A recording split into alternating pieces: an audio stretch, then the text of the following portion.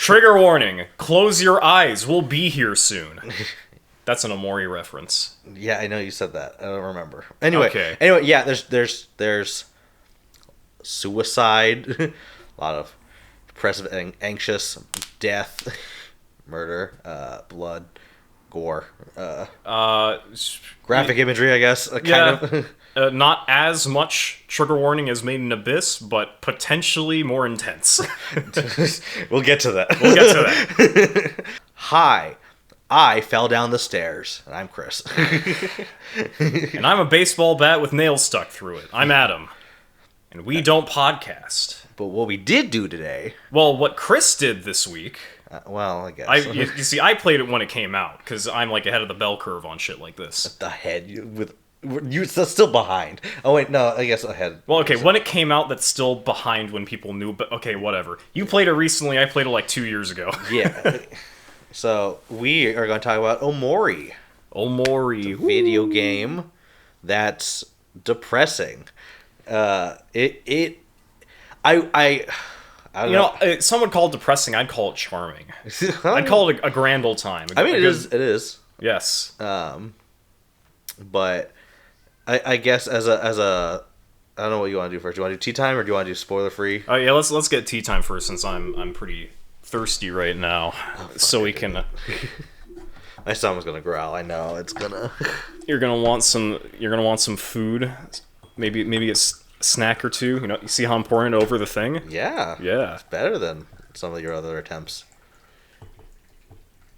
Still going. Could you possibly do mine? Sure. You got this. Buddy. Okay, that's fine. Thank you. I'm gonna let it cool. Yay, tea time. Where sometimes we have tea. Yeah, okay, so Omori. It's a video game. It's in the line of more traditional JRPGs with a few non-traditional elements. It's a little bit innovative, a little bit traditional. Yeah, it has turn-based combat system. Yeah. Very reminiscent of Earthbound, if anyone's out there's played that. But with a few twists. Yeah. Very cool art style. It's very pretty. Yeah. And it I guess I don't know how to segue into it. I guess in terms of like discussing how we thought about it, spoiler free, right?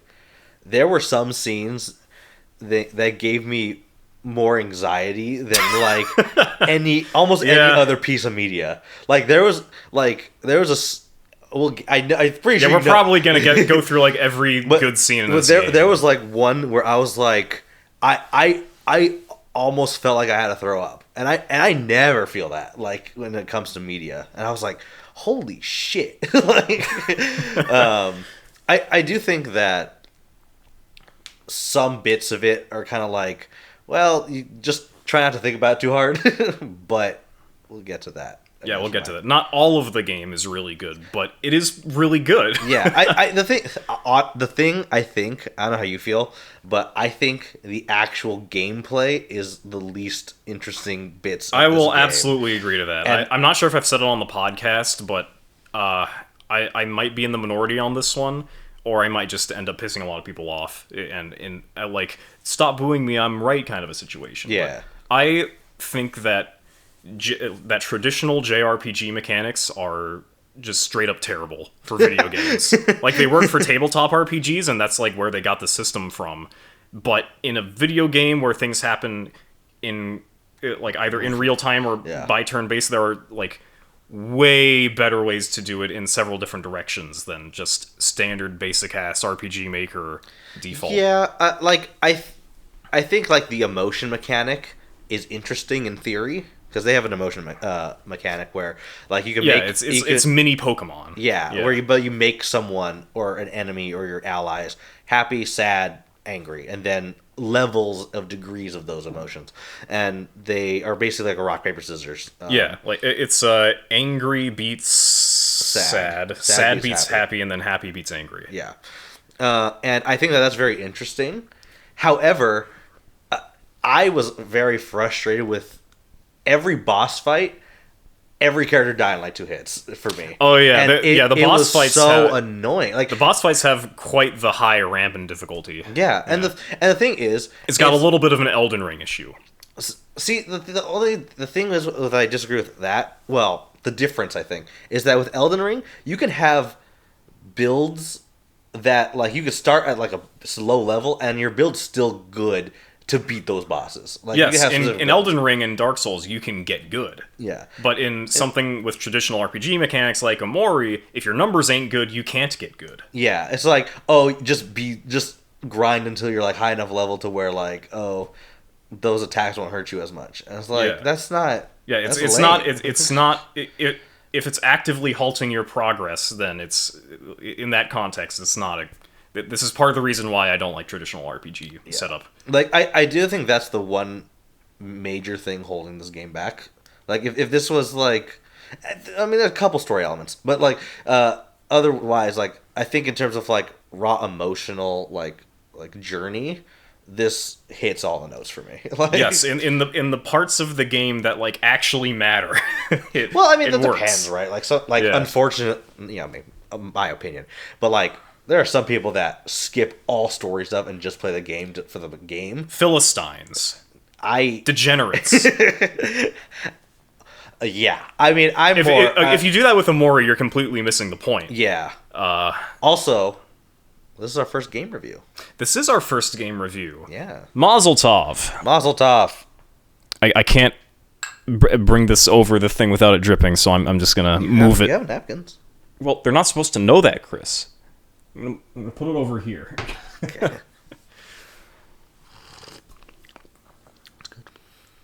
What is it? What did you say? Oh, this is the like caramelly black that we keep. Since we haven't bought any new tea for this podcast, we'll get to it. When we get a bigger budget. Yeah, we'll get a budget. Okay, quick. Our taste in video games. We both like Dark Souls and Elden Ring. Yes, well, to do different degrees, Danganronpa series. That's fun. Yes, I really like V3, and I think 2's pretty good. Yeah. Undertale's very good. I fucking love Undertale. Yeah. Love that one. What else do we like? I like the 3D Zelda games to varying extents. I like Prototype. That's a game, but that's maybe more nostalgic. But... I like Infamous, which is a similar game that came out around the same time. Cool. I haven't played that. It was a PS3 exclusive. Oh. So I'm not sure if you can play it anymore. But you know, a video game I really like. I like as a kid, Yu-Gi-Oh! Coliseum, I think. It's basically like you start out with Yu-Gi-Oh! Monsters, but they're chess pieces, and then you like, but like the entire field's the chessboard, and I thought it was very fun, and so I've played it a decent amount this year. Although the game I played most this year is Yu-Gi-Oh! Master Duel, and it sucked my soul away. I hate myself more and more. Speaking of hating yourself, Omori. Omori. Speaking of hating yourself, going back to that. It's. I guess do you want us to say? Okay, general thoughts. Okay, so the way I rank games is that if it's whatever, I don't categorize them. It's just fucking whatever. If they're bad, they're dry. If they're pretty good, if I think it's pretty good, I call them juicy. Yeah. And then if I think they transcend, I give them the coveted juiciest title. Mm-hmm. And Omori gets my juiciest title. I think that's apt. Yeah. What do I think of it? I really resonated with this game. Like a lot of the just different messages and stuff kind of hit me. Like there's a couple lines in like the last fight where I'm just like, man, this is rough. like yeah, you're gonna quote those at me, and I'm gonna be like, oh yeah, he did say that. Fuck. Because my favorite piece of media, like singular piece of media, is Yu-Gi-Oh. Just the concept. That's a franchise, first off. But my favorite singular piece of media is probably BoJack Horseman. I really, really, really love that show. That show's like, it's phenomenal. I love that. It was pretty good, yes. Yeah. And it resonated with me quite a bit with a lot of things. And I think that Omori does similar like my trifecta of like depressing stuff that isn't just for the sake of being depressing is like BoJack, Omori, and like Pun Pun.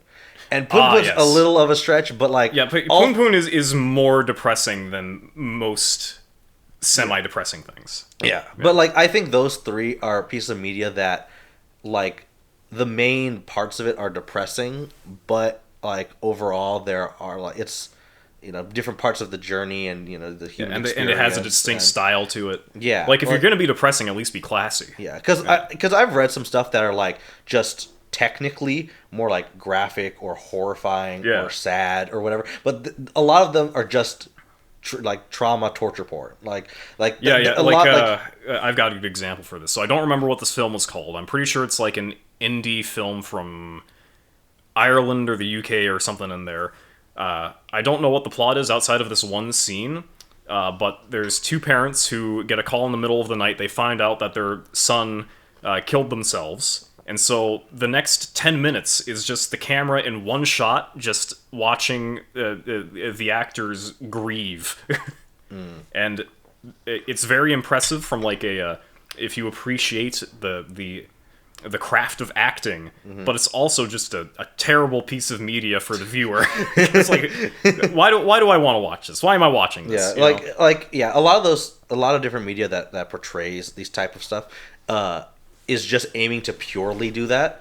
And I think although like the three that I mentioned, BoJack, Omori, and Goodnight Pun Pun, which is a manga, I think all three of them have a lot more messages. Yeah, it has appeal outside of the depression. Yeah, and I think that there is something to be gained from living through these depressive parts of yourself and your life, and then growing and moving from it, and or if you can't, then being okay with that.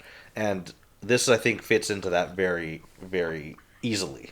And I think that this is something that isn't like not everyone's gonna like not just from like the emotional standpoint, like story wise, probably people are gonna like the characters maybe, or even especially the gameplay for me. But I think that this is something that you need patience to get through Omori. Yeah, and I think this is quite a like beautiful gem, like for me. So I give this. I absolutely agree. Give this a good. I give this a juiciest. It is on the same classification as Undertale, Shadow of the Colossus, Hollow Knight, recently Elden Ring.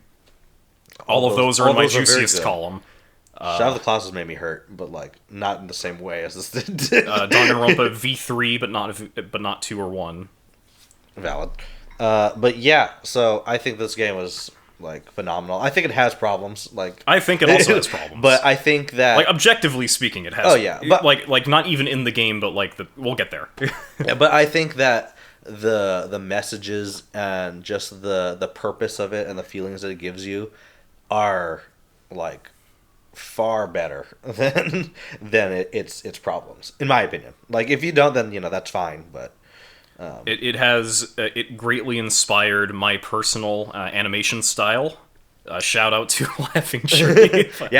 I'll link Laughing. Link Laughing Tree, and you'll see Omori's art style, but perfected. Yeah, I'm pretty sure I link it to every video so far. Oh, that's pretty cool. So, yeah. But yeah, watch his music video and play Omori. Like if you're okay with sensitive topics, because again. We'll get to it, but there are there's some heavy shit in this game, Chris. Yeah.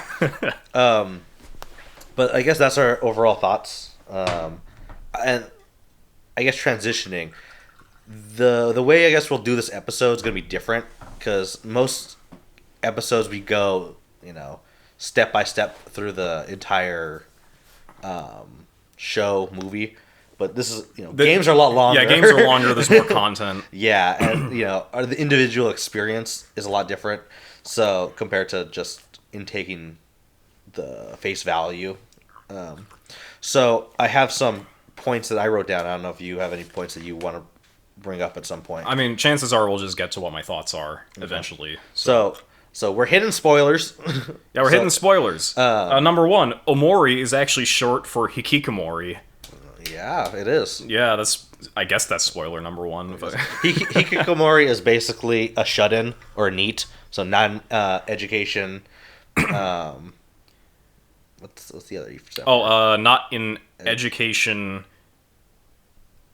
employment or training. Okay, yeah, employment or training. Okay, so basically someone who's closed off from the world almost, or the outside world, I guess, because they just live in their own like house and their own bubble, and the main character Sunny, which. How do people know? Did they just data mine that his name's Sunny? Because why is his name Sunny? I mean, I get thematically why his name's Sunny. No, okay. in the real world of the text, his name is Sunny. That's the name that his parents gave him. That's the name that everyone knows him by. That's the name he grew up with.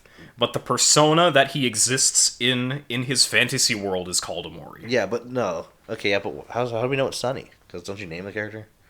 Do you name the character? Yeah. I thought it was Sunny by default. Or I was able to put Chris.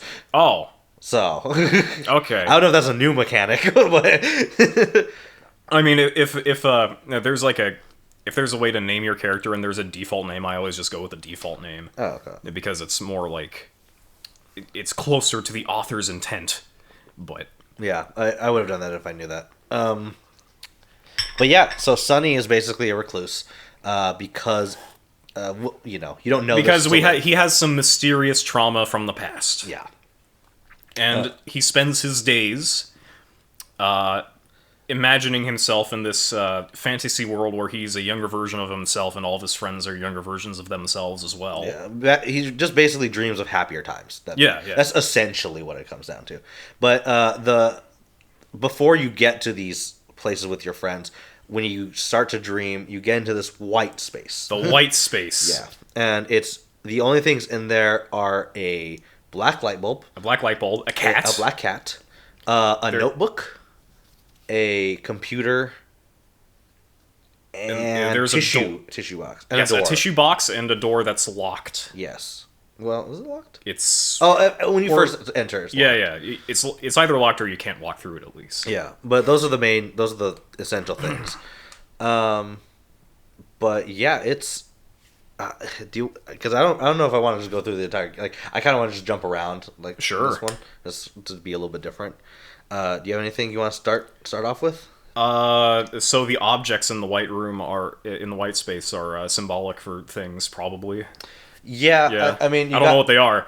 Well, it's symbolic. Well, some of them are quite. I mean, that's a little bit more literal, like tissue box because you're depressed and you're crying a lot. And I know the light bulb is basically is basically the embodiment of like you repressing your memories. I'm pretty sure that's what that is. Yeah, because there was a shot near the end where like he breaks it. Yeah, he breaks it. Yeah, and then it goes reverse color scheme, right? Yeah. Well, basically he confronts Omori. So yeah. Sunny and Omori, the same person but different parts of themselves. Yeah, it's I mean, the whole arc of the story is Sunny becoming not a recluse. Yeah. Well, basically confronting his past and accepting and overcoming it, right? Because I guess should we just get into like the big spoilers? Like, yeah, sure. Biggest spoiler if you haven't gotten out now. Yeah. So essentially, throughout the game, you're thinking, well, what's going on? And I think you figure out early on that his sister died. Yeah, his sister. You figure out that his sister died pretty early on, and he's haunted by these ghostly figures. Yeah. And then as the game progresses, you find out that she died. Not mysteriously, but like they the way that they phrase it and frame it, it like comes off as like it's more like a 3 twist. You see, first it's that she died. Yes. Second was that she killed herself. Yes. And then the third is that you actually killed her. Yeah.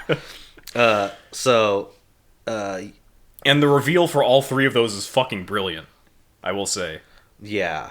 Like just the sort of like the upside down pear-shaped ghost thing with the eye is actually her, but she's hanging from the tree and looking at you. It's like, damn, bro.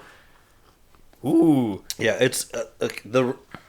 I guess we can get to like the big parts because I thought. What did I think? Because I basically thought she killed herself. Well, the way okay, before we found out that she killed herself, or that reveal, I thought Sunny had killed her.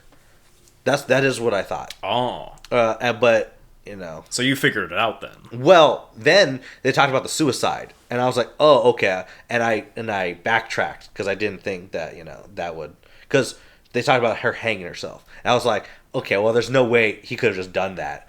Then they show that there is a way that he did that kind of, and I was like, oh, okay, because yeah, essentially.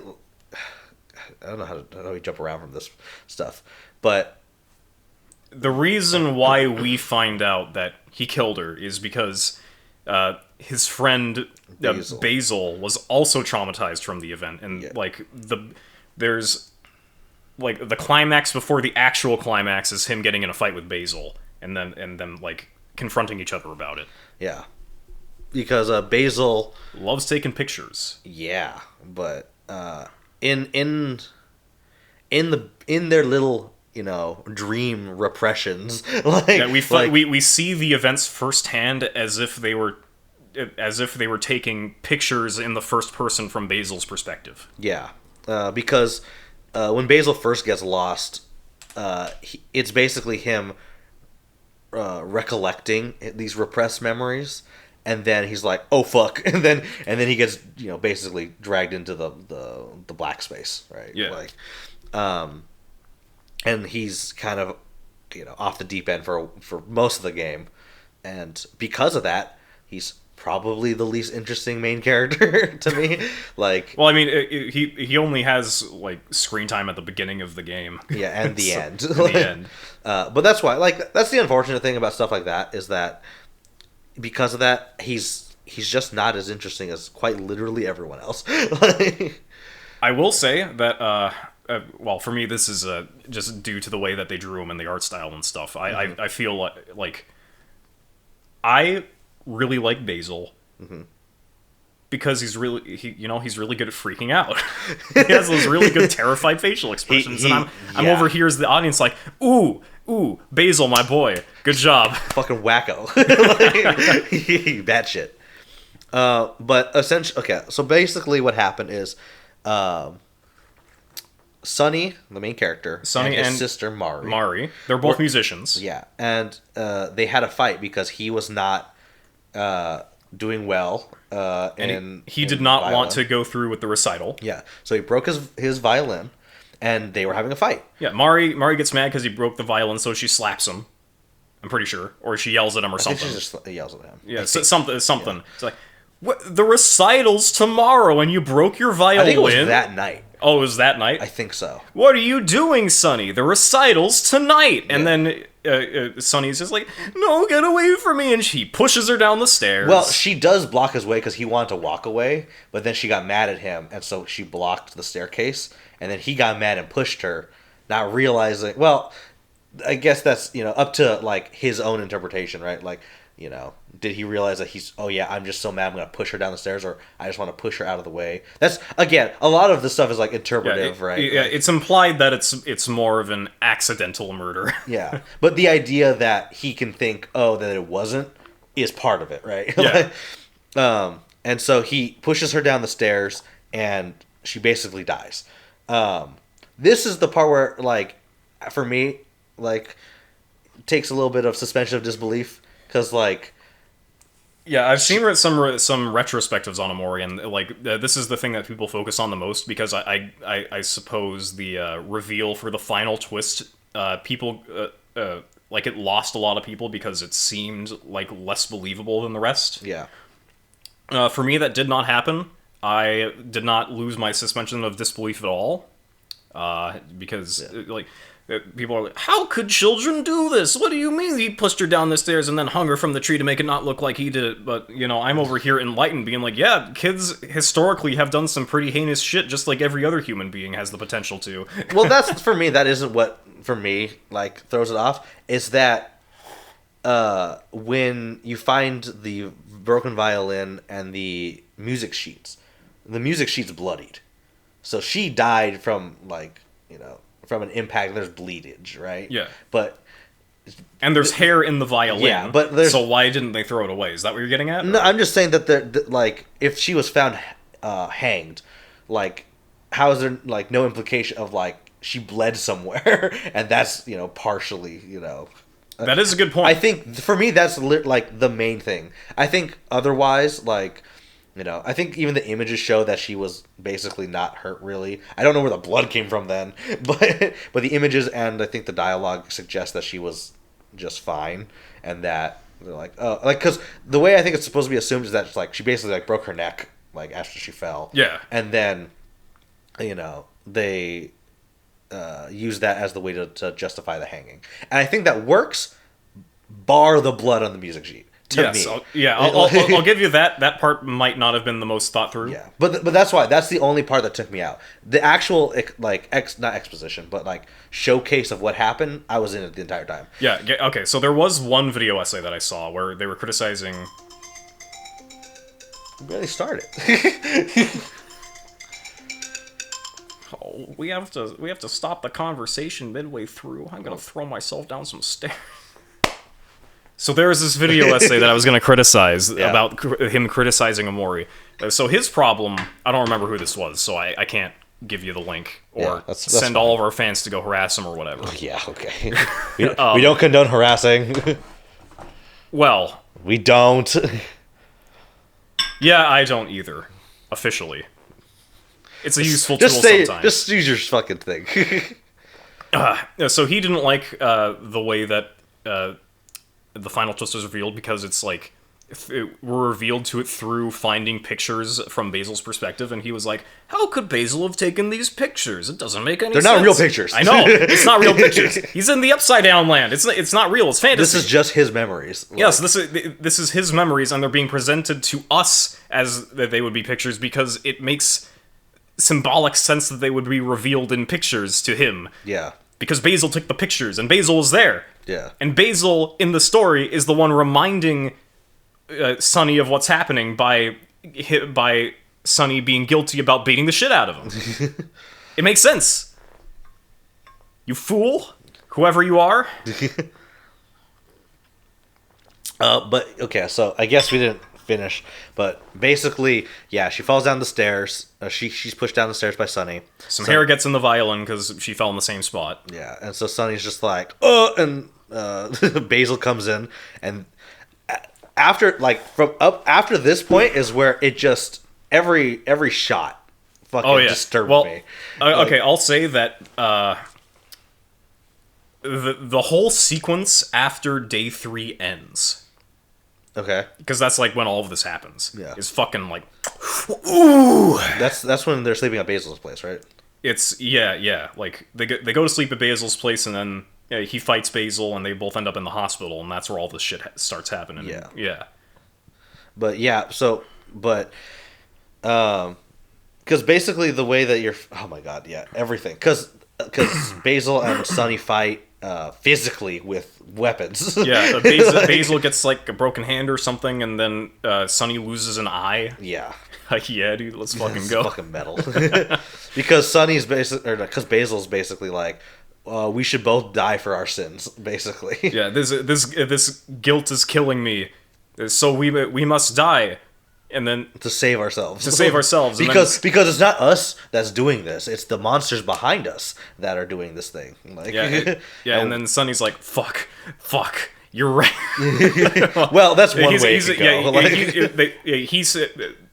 Sunny goes through with the fight partially because he doesn't want to get killed by Basil, and also partially because he's still, at that moment, he's still in the mode of repressing memories, keep everything in the past, don't talk about it. Yeah. But yeah, when you every time in the headspace you're finding a picture of what happened, it's so disturbing. Oh yeah, and it's so weird. I will say that's that whole long Yume Nikki-esque sequence is really cool to go through because it's like everything after they fight in the headspace just directly reminded me of Yume Nikki. Every door, honestly, it's just an excuse for Omocat to flex their like artistic skills, which I'm perfectly fine with. Because damn, that was good. Also, Yume Nikki is a different video game. It's a JRPG. It's a cult classic. Not really an RPG. It's more of an adventure exploration kind of a thing. It's very mysterious. Me and him played it together in college. It's pretty good. Well, it's interesting. It's interesting. I will not say it's good because of the way that information is presented to the player. Because there isn't any information presented to the player. But I think that's part of it, right? Yeah, that is part of the mystique and why it's so like cult classic-y. Yeah, but Omori derives a lot of. If at the very least it feels like it derives, but I'm pretty sure it derives. Yeah, that sequence at the end, that's just like straight up ripped from Yume Nikki. Yeah. Yeah. But going back to the death part, like when it showed every scene, having Sunny and Basil carry her body up, and then just wallowing in despair, and Sunny's like freaking out, and then Basil, saying, "Oh, I have an idea," and then them carrying her down and then hanging her. I wanted to throw up. Yeah. The only thing that I thought was going to happen that this is the ghosts. The ghosts. It's the spiders that live behind our heads. Oh, well, yeah. We'll talk about the 3 fears that Sunny has later. Yes. But the thing that and probably Space Boyfriend as well. Yeah. Oh, yeah, we'll talk about all the characters, I guess. What was I saying? Oh, but the thing that I thought was going to happen that didn't was I thought that they were going to show that she was actually alive when they hanged her, and then they kill her. And I don't believe that to be the case. So yeah, there wasn't a whole lot to suggest that that's what happened. Yeah, it's pretty presumptuous that she died in the fall. Yeah. And so I thought they were going to show that she was still alive, on the last shot. I was gonna throw up if that was the case. I was like, I was not there for that. But that didn't happen, which it's still really fucked up and still made me uncomfortable very heavily. It is still probably the best tragedy we have in video games, I'd say. I haven't played a ton of video games, so I can't speak to it, but it is very, very tragic. There are not a whole lot of depressing video games out there. That's fair. It's just not something that's super common in the games industry. Yeah. Because you're supposed to be using it as escapism. So, using it to escape into a depression. Yeah, fucking Undertale wasn't really depressing. It was more I wouldn't say it's depressing. Inspiring, uplifting, highs and lows kind of a thing, adventure. But seeing the monster that you are. Yeah, seeing the monster. This is different. Yeah, this is different. Where it is seeing the monster that you are, but the point is that you're not a monster. That you've done, just because you've done bad things doesn't mean you can't be a better person or grow or be forgiven. It's a redemption arc. Yeah. Because the whole scene of them, because it's just the thing that makes it for me so surreal or so good is that seeing these 2 kids freak out, right? And they're like, I don't know what to do. Just one brief moment of being angry changed the course of lives, a lot of lives. Yeah, but more of a instinctual reaction to someone forcing you to do something. Yeah, because we get the thing I want to go back and because I've only played the game once and I've only finished the true route. I've played it once, but then I went back, beat the final boss, and got the other ending on the true route. Okay, and so I've only looked into a little bit into the other routes, but why was I bringing that up? I don't. You were the one bringing it up. Yeah, but I lost my train of thought midway. Okay. Let's go back a little bit. So Omori, it's a video game. The thing that made it really sad for me was that it's these 2 kids freaking out. And and Mari, like the thing I wanted to go back to see was that she talked about how she kind of pushed Sunny further than he was willing to. Yeah, because she's was known to be like this perfect entity. Which it's revealed later on that it's implied that she's a control freak and wanted this recital to be perfect, and Sunny was just not having it near the end. Yeah, which the thing is that like even with that like one fight which ended in the death of her and her perfectionism, they both had like a good relationship with each other, like based like generally. Like aside from the recital, which I will say justified killing. I've worked with some control freaks. I would push them down some stairs if it was legal. This is all in video games. Sunny did nothing wrong. But yeah, like I think that makes it worse, right? Where it's like they had a good relationship and health, and they loved each other like dearly, and it was very like heat of the moment, like, and an accident, and things just went too far. Oh fuck, we should have done this on the first floor. Yeah, like it's and along with the kids being so sad, and then just what their logic is, they're like, yeah, this will solve it. We just pretend she hanged herself. like that'll make everything okay. It's like she's still dead. Like that doesn't solve a lot of that. But hooray, you're not going to juvenile hall? Yeah, I guess. I don't. I will say that I do very much. Okay, so if this was like an Oscar bait Hollywood artsy film, they would have just played it completely straight and just like no style, no nothing. They do the fight, no music, boom, pushes her down the stairs, and then we see them grab the body and go hang her or whatever. But with Omori, it's got more style to it. It's a bit more ambitious with the way that it presents information to the audience. So we see it with no dialogue, only music and pictures, still images. Yeah, and the images that you find, then you have to put together. Yeah, they're all out of order, and you got to figure it out. And then it's just a lot. Yeah, it's a good it's good that it's some juicy shit, bro. It's good, and it's not like that one European indie film where it's just a camera on people grieving. It's like, oh my god, I'm actually, as the audience, I'm doing something, and it's actually like cool to look at. There's and you're appreciation for the craft. Yeah, and since you're the one doing it, you discovering all this horrible things. Yeah, it's so much more impacting. Yeah, like the first photo you find is just of Mari hanging. And at that point, we know that we know that she died and that she. The thing. Oh, good job, Chris. That's fine. Yeah. So at that point, we know that she died, and it was revealed earlier that she hanged herself. At the beginning of the reveal, we don't know that he killed her, but with the more pictures that we get, we're thinking, oh, so there was a fight. That's kind of sad that they went off in a fighting position, and then it reveals like, oh shit, why is her body at the bottom of the stairs? Yeah. So that's a little sus. That's a little sussy right there. Omori, it was Sunny, sussy. Sus. Everything's sus. Everything's a little bit sus.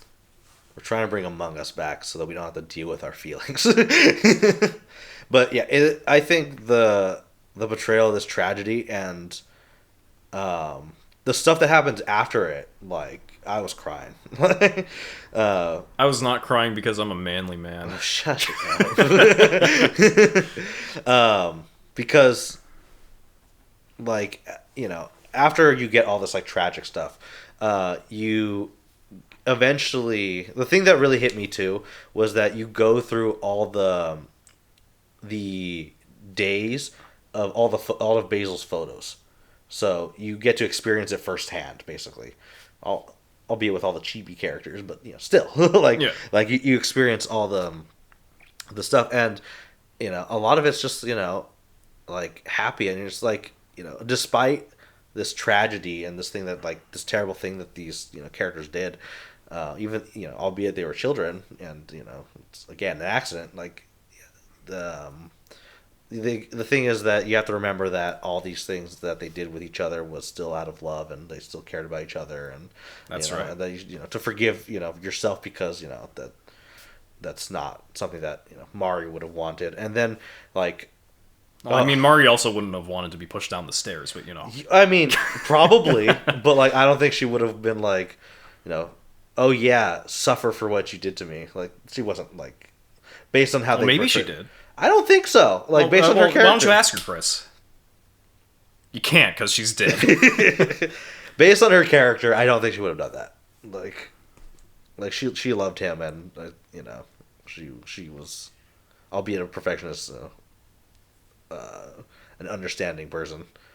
But yeah, like the entire scene of Sunny and her growing up, like, I was bawling. Like, I was crying. Oh, like when Sunny does he actually performs the duet and there's the montage. Yeah. I will say, yeah, so spoilers for Omori? For Your Lie in April. Oh, okay, sure.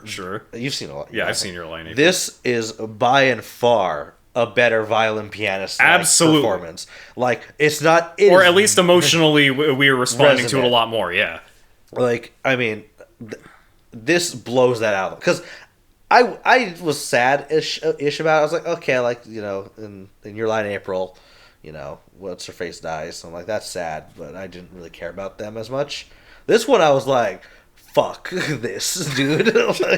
like this is fucked up. You fucked me up.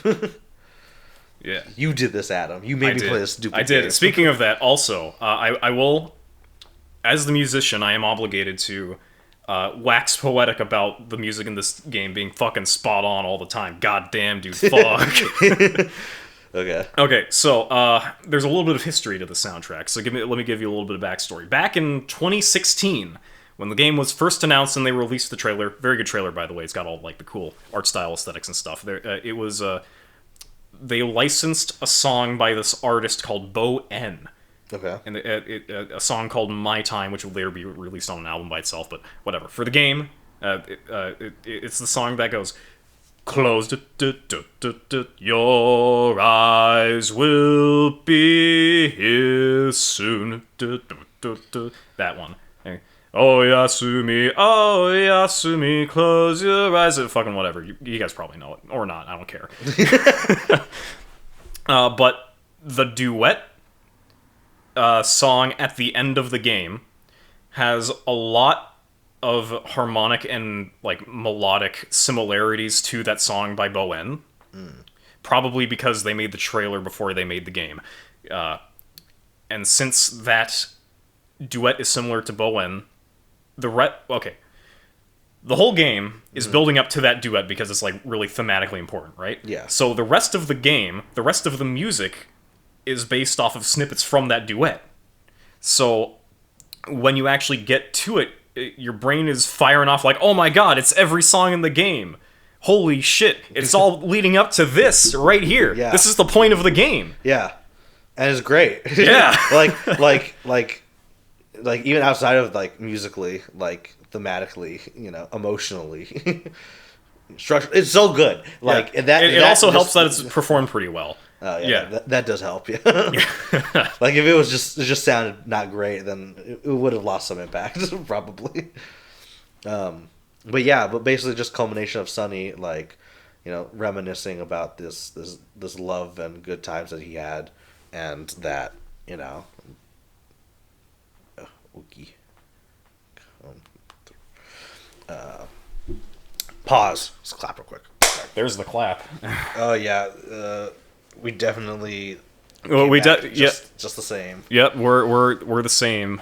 Yeah. Nothing's changed. What were we talking about? something the music. No, we were talking about. I think I was talking about just the endings, how beautiful it was, and how yes, great it is very. Yes, you were like, oh my god, the ending's so beautiful. Yeah, we get it, Chris. Jeez. Believe me, there's plenty of other stuff to talk about in this game. Okay. Before we move on, I guess. All right. So, we get to the credits after everything's going on, and I'm over here just like completely awestruck, astounded, and like super inspired because it's like a good video game, right? Yeah. And I'm like, oh man, the music was so good, dude. Who's this guy? And the game has 2 dedicated composers, I think. I don't remember their names. Okay. And then it shows Toby Fox. Yeah, like, you fucker, you did it again. And then under Toby Fox, we have Slime Girls, which is...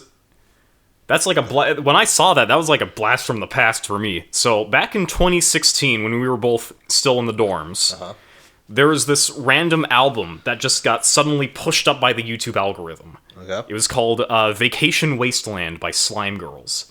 And I really liked the opening track, but I didn't like the rest of the album a whole bunch.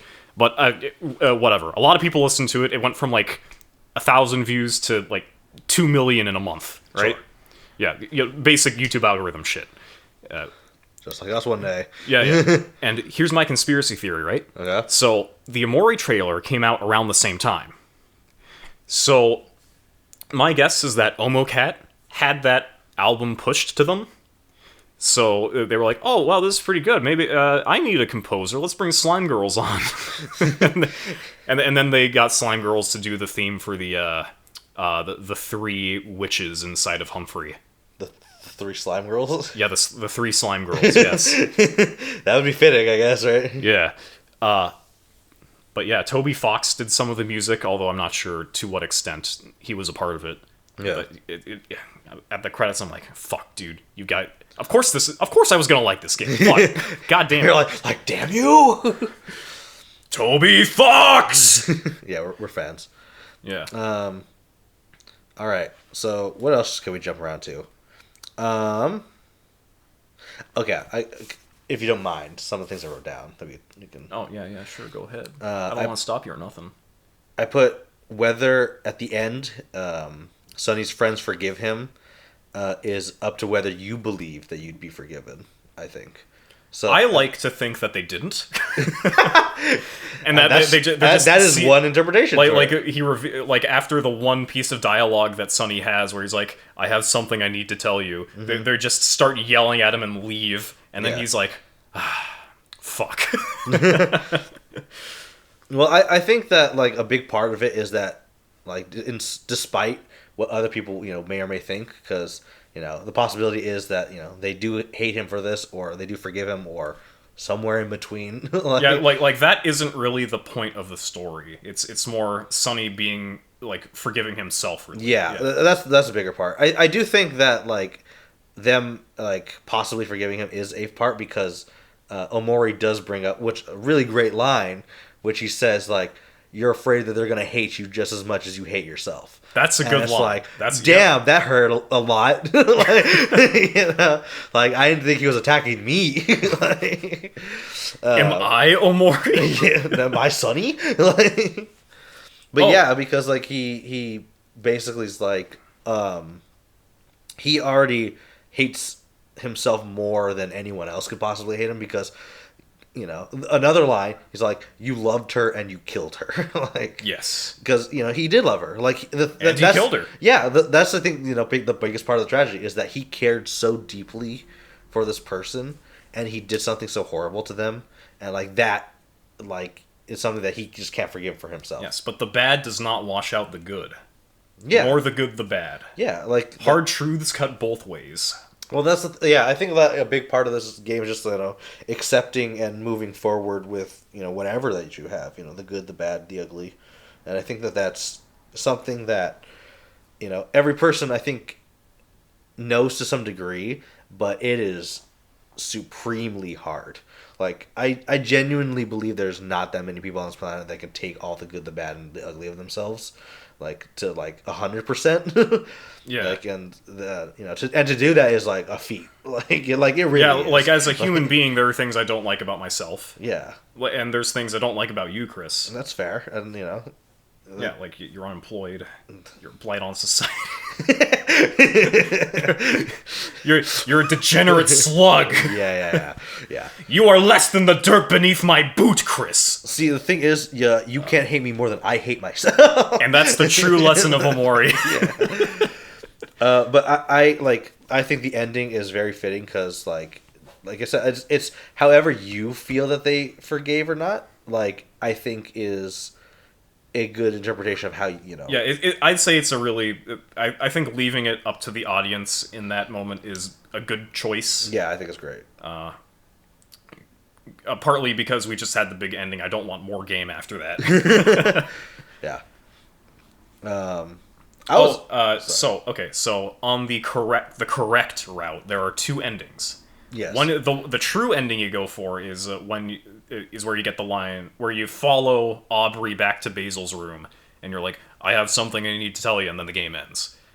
The second ending is where you follow Basil's spirit. Is it Basil's spirit? Yeah, it's the okay. shadow figure. Yeah. Basil's spirit and Omori appear in the hospital, and they both go down separate hallways. No.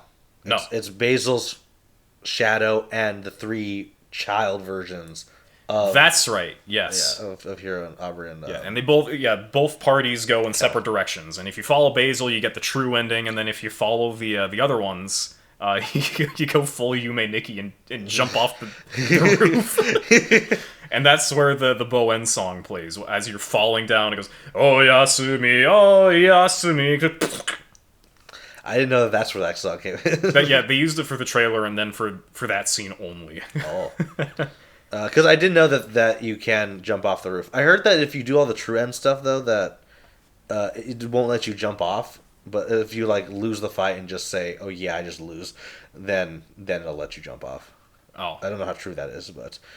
yeah, because you can kill yourself because you can't deal with it, right? Yeah, you can choose to continue being in non-reality with the childhood memories, which manifests in the ending as not choosing to be in reality at all. Yeah, which is There's also the Hikikomori route, which I haven't done yet. Yeah, but it's basically Omori takes over. Yeah.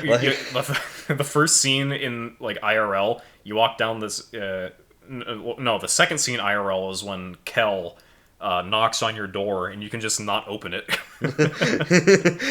See, the and all the knockings. The first knocking, when Mari knocks, I didn't open the first time because I was like, "Aren't you dead?" So I was like, "I don't want to open this." And then when Kel knocks, I'm like, "Yeah, sure, I'll open it. Fuck it." Like, and then I just opened it every time after when Kel knocked because I was like, "Shut the fuck up!" Like, what do you want? Yeah, this is my house. You can't just come here. Yeah. I guess since we're on Kel, I like Kel. I like Kel. I like all the characters in this game. I like all the characters are great. He plays basketball. Yeah. I like that since he was the person that was the least close to Mari, that he felt like he was the least close to Mari. Like, because, he obviously was still sad, but, like, he, tried to deal with it in a way that wasn't lock yourself up, be super depressed, and just go off to college and not talk to anyone, or become a thug. Like, yeah. Or become Basil. It also makes sense that he would be the first one to go and talk to Sunny because he was the one who was the least close, therefore felt the less bad or whatever. Yeah, and he was most willing, and he was the most like talkative to everyone. Well, I mean, there's Hero as well, but I think he's the best talker, but I don't think he's the most talkative. I think that's fair. Yeah. I think Kel is much more willing to go and talk to people, and he is like. But yeah, Aubrey, like when you find her in the church, like, dude, yeah, it's so like there's a lot of things that are running through my mind of what I want to talk about. All of Aubrey stuff, like her being this Aubrey's like, a very badass. Tragic character. IRL. Yeah, like, but she prays like all the time for Mari to have some peace, for them to have peace, like for whatever. She's trying to make some real friendships. She tried to connect her Basil. Her home life is not good, and that's never talked about. It's never talked about, but it's just kind of this thing in the background where you're just like, oh fuck. And I love it. I feel so bad for her, but I love it. And another thing that I guess. Quick aside about Aubrey: the fight in the church, music plays, fucking banger. It's pretty good. I liked her fight with Sunny and Kel. Yeah. Because Sunny at one point, tries to cut her with a knife, and then everyone's just like, "Whoa, whoa!" And I love that because there's gonna be, I know there's gonna be another spoiler for a different thing. Spoilers for Chainsaw Man, the first season of the show, whatever this is. But I like when media portray dangerous things as dangerous. Because in a lot of shows and movies and games, a singular knife or a gun isn't that crazy. Yeah. There's the whole Hollywood adage, "Don't bring a knife to a gunfight." Yeah, but like not just that, but just that those weapons are used so frequently in like media that we're not really thinking about the potential danger that they could cause. Because the hero's probably just going to kick it out of their hands. Yeah, but in Chainsaw Man, in the early chapters, up to episode I think 8 or 9, a couple guns fucking takes out an entire like group, like an organization almost. Like they just start assassinating like head figure, and it's great. And in this game, when Sunny pulls out the knife and it just attacks, everyone's like, "You're fucking psycho!" like why the fuck are you just wielding a knife? We were ready to rumble, not get shanked. Yeah, and albeit Aubrey does have a bat with nails in it. She doesn't, which is more dangerous, I'd argue. I'd argue the same, but she doesn't use it. Yeah, it's just for intimidation. And I think at one point, if you look at some of this, the character description when she actually gets into your group in the real world, Sunny says like, "Oh, she has a bat with nails in it, which is more dangerous than a knife." Like he explicitly states that it's more dangerous than the thing he had, so he's just like being a little like sour about it. Yeah. Also, a thing about Sunny and Aubrey's relationship. Yeah. In the video, in the headspace, Aubrey's like fully in love with Omori. Yes. Like she's like head over heels for him, and in flashbacks, and it's not as explicit in the flashbacks. Yeah, well, it's more explicit that he was in love with her. Oh, okay. Like, I'll accept that interpretation. Well, Basil in the I didn't really pick up on that when I played it, but that's fair. Well, I didn't pick up that it was like that reverse, but I did pick up that she did love him in the headspace and he did love her in the real world. I didn't realize that it was like, well, I'll get to it in a second, but in the beach scene, Basil says, "Yeah, how come you always ask to see Aubrey's pictures?" like Sunny, and he's like, "Oh, she's like, I think she's just good in the frame. I think she's a good she should be a model." Yeah.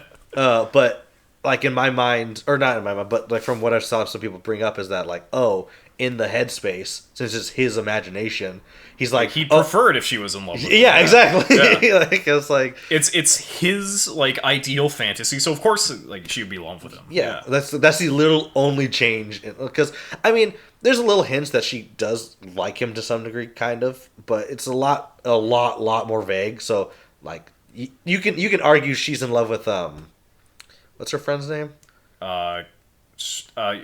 You mean like the pack of goons? Yeah, like one of the goons, her best friend, the girl. I don't one with glasses. But basically, like there's a similar argument that she like would love her just as much. So like whatever. Oh, but, dude, what was the blonde guy called? Like the fake blonde guy. Oh my god. that Kel and Sunny just beat the shit out. Yeah, I don't remember his name. He was something stupid, but he paid women to be near him. He had like a fake anime name that he gave people. Yeah, it was like Cringe Boy. Yeah, little Cringe Boy. It's like the lightning or something dumb like that. Yeah. But yeah, like Aubrey was cool. I mean, it would have been cool if Sunny was with her, but that's because I'm play as Sunny. So yeah, we would have liked that because it would have been like something happy. True. Something positive. True and based. But we can't have those things. No, we can't. We have to have we have to have depression and heavy theming. Yeah. I will say, the first IRL scene, you can't walk down the stairs. No, you can't. You can't walk down the stairs because it's later revealed that that's the place where Mari died. And Sunny's over here like, oh fuck, fuck, stairs, dude. I'm scared of stairs and spiders. There's spiders on the stairs. Oh no, I can't walk down these. Yeah. Also, the closet on the left of the stairs, for most of the game, it doesn't exist. Yes. Sunny just completely blocks it out, like physically blocks it out of his mind. Like, and that's great. I love that. Like, also, jumping around a little bit. Sunny's fears and Mari's death. I thought Mari, the first time I thought Mari died, I thought she died by drowning because of Sunny. Yes, that makes sense. That is what I thought. Yeah.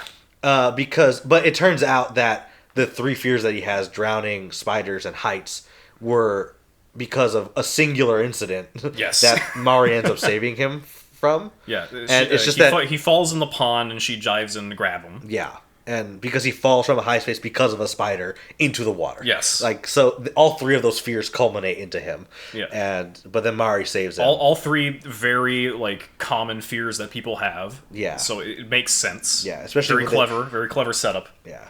And then Mari saved him. And because Mari... And then she was, like, crying and stuff, and that was sad. And I was like, because that scene where they showed, like, he was being saved by her is cut between all raising... the growing up together scenes.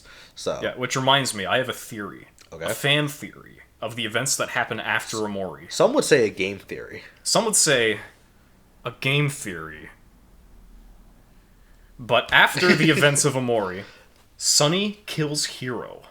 That's his next victim. Because on day 2, Hiro jumps into the pond to save Sunny. And because... the last person to do that was Mari, and we know how that ended. Yeah. That sounds conclusive. Congratulations, Hiro, you're dead now. What else? What else can we talk about? Because there's a lot. I mean, there's all like the main boss fight.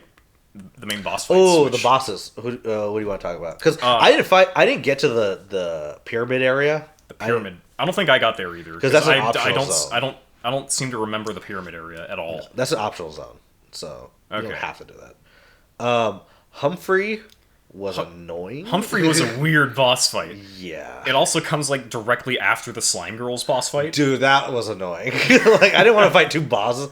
Like the luckily it does save after you beat Slime Girls, but I think it leaves you at kind of like low health. So I think the Slime Girls and Humphrey are probably my least annoying boss fights. Okay, because you said you had to grind a lot, like in between boss fights, right? Well, I wanted to. I didn't really. I was just annoyed because Space ex-boyfriend, he fucking wrecked me a couple times. Yeah, same with me. That was the only one. That was the only one I had to grind for a while for. Because he just goes angry, so he hits harder, and it's just like, yeah, like the fuck. Like, what am I supposed to do? Like, I fucking hate fights. I like Sweetheart. She's cool. Yes. I will say that all the boss fights, banger tracks on all of them. World's End Valentine, probably the best boss fight song. Most people agree with that one, it seems, on the internet. But in the Omori route, you can fight these sweethearts that she forced the slime scientist to make. So like you could fight the Robo Heart, the Perfect Heart, and then the other one. The other one I heard is like the favorite. Okay, I'll have to see about that when I finally play Omori again in like 5 years when I get through to my Steam library. Yeah. Yeah. What other bosses are there? There's the old man. There's the moon. No, it's Pluto.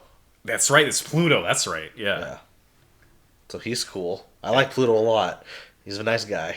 Yeah, he's a hard worker. Yeah. He's loyal. If you value that, that's good. He's great. He beats the shit out of you. Yeah. He flexes. He was a cool boss fight. Yeah, it was a cool boss fight. I will say that conceptually, the boss fight for Humphrey is a really cool boss fight. Yeah. But it's also... It's just really redundant. Like it's hard to like redundant. Immediately grasp what the point of it is. because like you keep getting swallowed and you descend further and further, but you sometimes go back up, and it's like, okay, I don't really know what's going on, and then you just kind of win after a while, and only after do you start thinking, and it's like, oh, I see what they were going for. But again, what were they going for, Adam? You know, that he swallows you, and he just keeps swallowing you. Okay, hungry. all right, fine. I'll take the L. I did not think this through.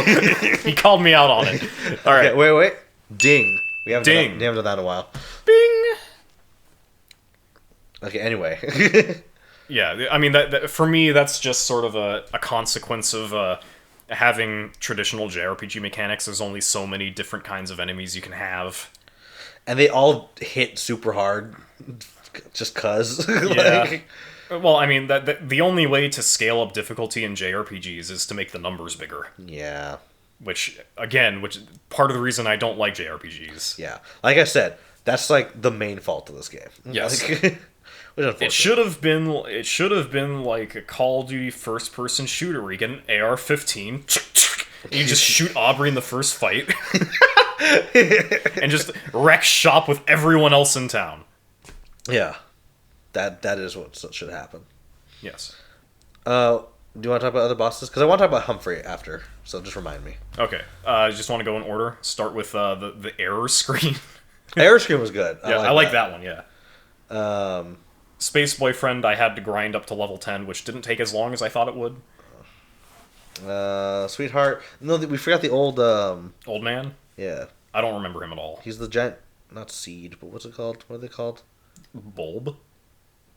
Well, that's what, I don't remember what this what is. What are the not the odysses? What are they called? The radishes? No, the flowers that you're supposed to be tending to? No, well, I have a problem. I'm angry about that part. Oh yeah, because it didn't amount to anything? No, it does, but it does. I just didn't get to it. Oh, okay. Kind of. So, no, the what are in the kingdom, in Sweetheart's kingdom, what are those creatures called? Oh, the like the generational night guys, right? Yeah, but like they're species. I don't remember what they're called. Yeah, there's an old man right before you get into Basil's house where you learn how to fight and you just kill him really easily. Oh. Yeah, and then in that kingdom they mourn him quite a few times. I missed that entirely. They're like, oh, we miss old man, whatever. Like, may he rest in peace. And you're just like, oh, we killed him. Like, he was the first boss we fight, or technically second, I guess. I will say that also Humphrey, not Humphrey, the generational ones. Yeah, the generation. Those are fun. Yeah, those are pretty funny. He's like, you killed my father, so I'm here to kill you. Yeah, you killed my grandfather and my father. I'm the baby one, but I'm also the strongest. It got cold. Anyway, what were you saying? I don't remember. What other boss fights were there? There was the pop singer queen lady. I don't remember her name. Sweetheart. Sweetheart. Yes, Sweetheart. Yeah. Good boss fight. I didn't have to grind, so that was nice. There was the Slime Girls. Slime Girls. There was Golden Vengeance. Pluto. That's the name of the song, so that's how I remember it. The shark. Oh yeah, the Shark Mafia guys. I will say the shark area was probably my least favorite, just because I didn't care. Like, I think like it looks cool and there's interesting things, but like, yeah, in terms of the story and the characters, it was the least interesting. Yeah. So aside from the JRPG mechanics, my biggest fault with the game is that there's too much side content. There is a lot. Yeah. Which is a good transition into why a lot of people really fucking hate Omori, because it was in crowdfunding development hell for like 4 years. Oh, was it? Yeah. I knew it took a long time to come out, but... Yeah, well, okay, 4 years in game dev isn't really that long.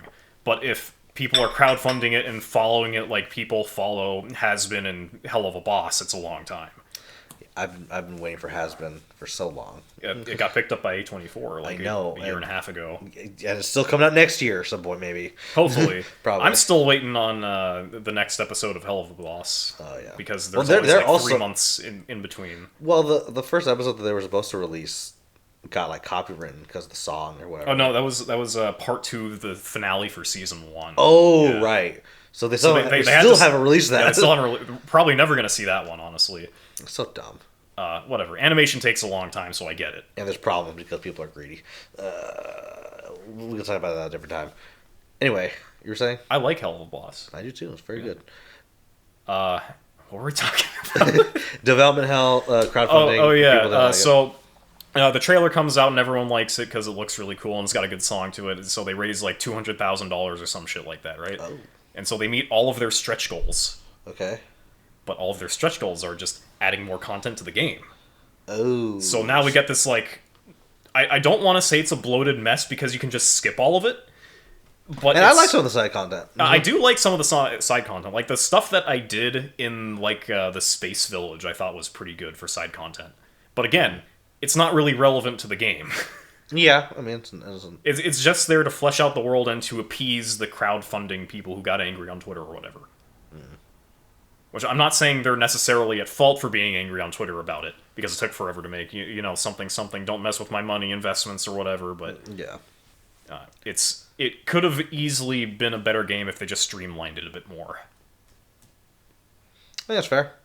I think, for me, I enjoyed it more in, like... Because I like the real-world stuff a lot more.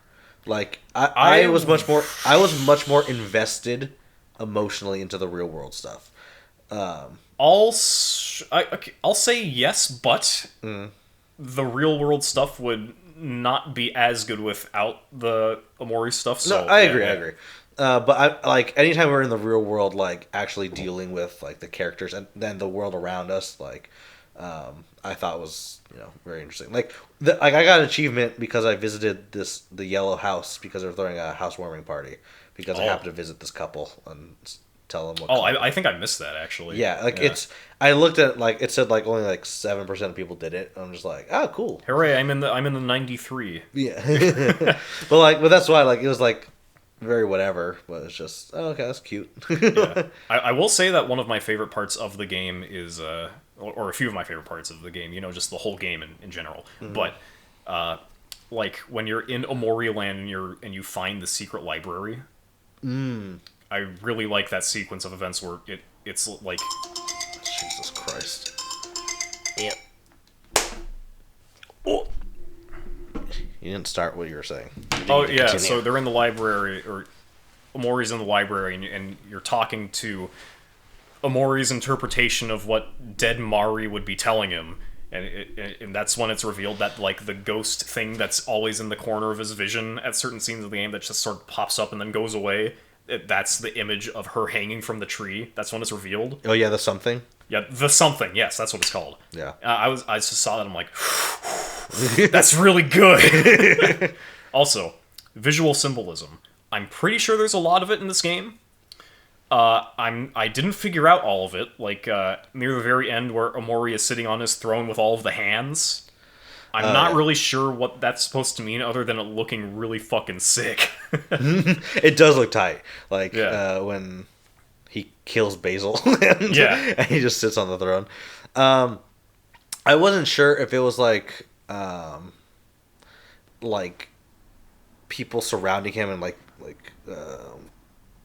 kind of like claustrophobia, like just like enclosing him, like and wait, or maybe like the hands because he pushed her. I think I figured it out. Okay, you're getting real close. You see, the hands are red, so he's catching himself red-handed. Oh yeah. All right, we figured it out. Omori explained. 2022. But yeah, that was really good. Yeah, then there's the whole fucking amazing to witness chaos of the Yume Nikki section. Like, there's the cat scientist room.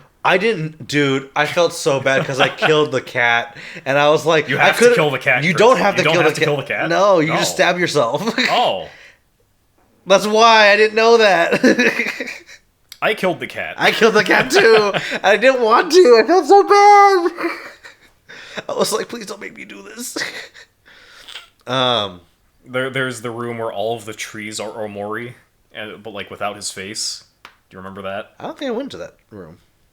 No, you have to go into that room. So I might just be describing it in a way that it's not sparking in your mind. Oh, maybe. Because I thought you didn't have to go into all the rooms. I thought you did. I don't think so. No? Am I wrong? I didn't go into all the rooms. Am I wrong about my favorite video game of all time? I don't think this is this just your favorite video game? No, but you know, That was a very quick no. I'm a game dev. I'm supposed to know this stuff. Okay. I'm the expert here, right? What are you asking? Right? Yeah, all of that stuff was very good. Very trippy. It was just straight Yume Nikki almost, like, Yeah, you know? but it's actually used for an interesting purpose instead of just Yeah. being a vehicle for trippy visuals. Yeah, and game and being a game. Yes, Going back a few steps, Humphrey, the big whale guy. the big coral that you find in the water places that you talk to, and it's like, give me your wisdom, big coral, or whatever. This is vaguely familiar. I am not fully remembering what this is. I don't remember what. Oh, it's the place that you go to that eventually leads to you going back into the neighbor's room. Like when you pop out of the little like cupboard, like into the room that Aubrey, Kel, and Hiro stay in the headspace. But basically, it's just this big. It's like right before you go into black space. Okay. It's basically where like this. I think it's coral. I could be wrong, or a tree or something. Well, it's basically like this thing that talks about the wisdom, or talks about the things that it knows about basically Sunny, and it talks about like the three, what's it called, the three creatures or whatever, or the three beings. The three slimes who are girls. No. The three the three fears of Omori. No, it wasn't. Oh my god. Give me a second. Snippets of other people. Three moves of the game. Rock, paper, Stop scissors. Well, whatever. I don't know what they're called, but basically, it's the yellow cat, which is the thing on top of the thing that's neighbor's watching room. you when you're In neighbor's room. Yeah, yeah. Which is basically the calendar and basically the one of the playground. The treehouse. It's in the treehouse. Yeah. Yeah. Well, one's in the treehouse, one's in the playground. Or at the park, I guess. And then two others. One is Humphrey, who's the oldest, because apparently it's like from a children's book that they read, and Humphrey was on the page. So Humphrey is that. So okay. So those two are two of the things. And then there's a third one that she was banished because X reason that you don't know. That even the this entity's like, yeah, I have no idea why she was banished. Like, even to me, like, I don't know what's going on with that. And in the Hikikomori route, you fight her, and apparently she's Sunny's imaginary friend when he was a kid. Oh, And okay. And the reason why she was banished by Sunny, I think, was because some people theorize that she said to him that he should forgive himself for what happened. And he wasn't ready to accept that, so he's like, fuck you. Like, you know, like, I'm not seeing you ever again. Like, that is, so, because I was very wondering, like, what those three beings were, because he brought them up, and I was like, who the fuck are these things? And so, that's cool lore stuff about Sunny, I guess. Yeah, I didn't know that. That's some fun facts. Yeah. Makes me want to go and play this really good game again. Yeah. The different route. Be the genocide route. Yeah. What else? How much else do we want to talk about this game? We talked a while. I mean, there's a lot in the game, so we can keep going for a long time. So Basil's grandma dies. Oh yeah, Basil's grandma dies. Rip. That's basically what broke the camel's back. He's like, fuck, dude, you come out of your house bringing up all these memories, and my grandma dies? Bruh. Fuck. What do you mean you can't see what's going on? I'll make you see, but with half your sight. Ooh, symbolism, maybe. I don't know. It just fucking cuts him. He's like, Shah!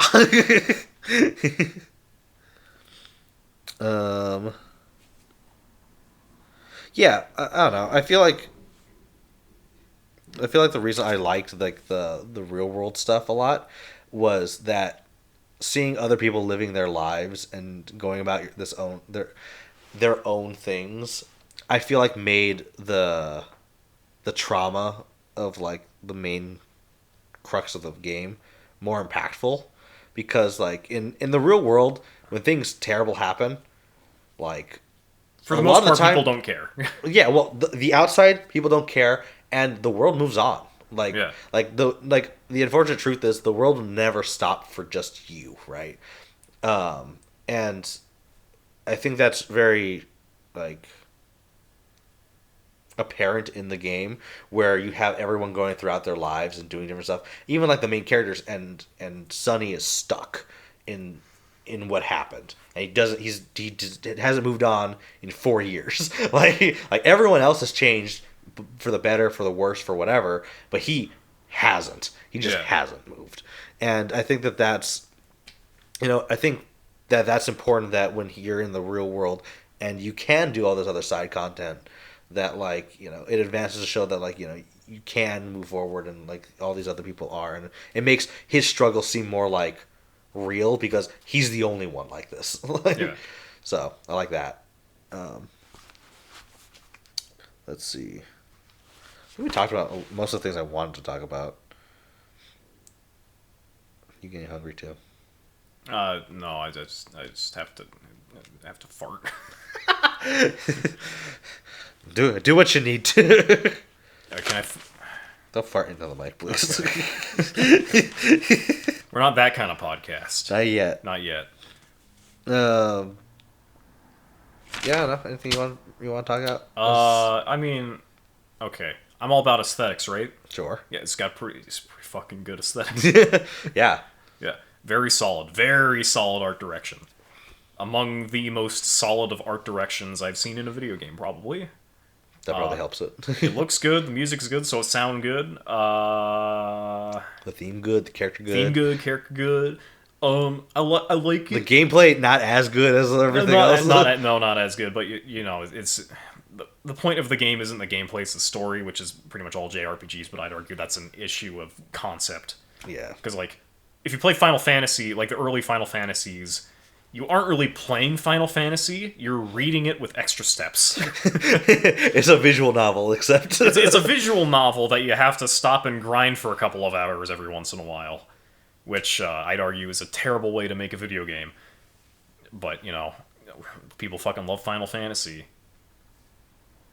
I tried to get through Final Fantasy IV. It was painful. Oh, I didn't finish it. I got to the Tower of Babel and I couldn't get past it. I don't care about the story enough to finish this,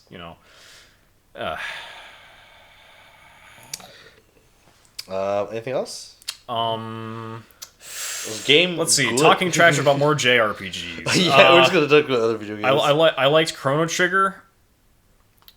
That's probably the one major exception for a JRPG combat. I liked it in that because it had stuff to do with like positioning and timing and stuff. Persona 5's cool. I haven't played that one. Technically speaking, I haven't either.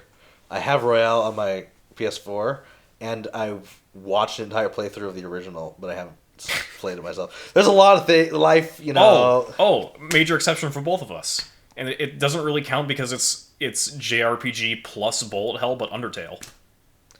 Yeah. I like the bullet hell aspect to it because you can overcome that and it's actually skill based and it's symbolic and memorization. It has to do with like visual representations of the characterizations and stuff, and the meta like perspective of you being spoilers and not like a undying god like to overcome these obstacles, because so you overcoming it as a video game and overcoming them as enemies within the game. Yeah, Undertale's really good too. Yeah. I feel like that's a lot of what our reviews of different games, like not different games, of the podcast is. Oh yeah, we talk about something. We talk about something. And we're like, go watch these 5 other things. They're pretty good too. Yeah. I always love that we do that though, because it shows that we're cultured. It shows that we're well read, which is good for our reputations. Yes, yes. So we can then destroy it by all of our hot takes, like saying that Les Mis was actually had good singing. Well, yeah. Well, I think that's about it for now, I guess. Yeah. Because we got through all the major points that we wanted to talk about. Yeah, but there is a lot of content in this game. So yeah, so just play it yourself. I think, you can dissect any part of it or just go offline. Yeah, this is very much a game that you could very easily write like college theses about. Yeah, it's very, very good. Yeah. I mean, there's already a lot of video essays of it online. I have some that I wanted to watch that I just didn't want to watch until this. So yeah, like when I was playing the game, I had them recommended to me because it was like around the time when the game came out, and I had a mental note in my mind like, all right, I gotta watch these once I'm done because then they're gonna explain everything. And then I finished the game and I'm like, I know what happens. I don't need to watch this. Yeah. So yeah, I think that's about it, right? Yeah. I've said that like 3 times, but yeah, I think that's about it. Isn't that right, Chris? Is that about it? Yeah? Yeah. Is that about it? That's 3 times. There we go. Thanks for watching. Play Omori, and, I mean, if you don't... We'll push you down some stairs. Yeah, I'll push you down some stairs. Bye-bye.